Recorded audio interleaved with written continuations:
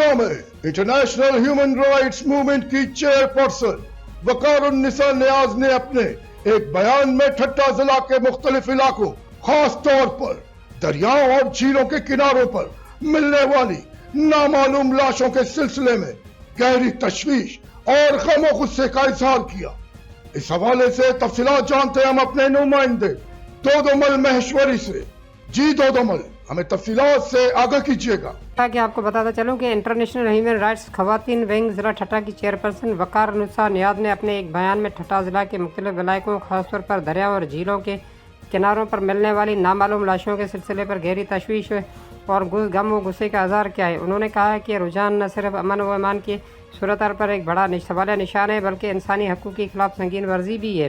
बेगुनाह अफराद की लाशों का बेदर्दी से मिलना इस बात की निशानदही करता है कि ज़िले सतह पर कानून नाफिज करने वाले इदारे या तो वो बेहोश हो चुके हैं या मुजरमाना गफलत के मरतकब हो रहे हैं।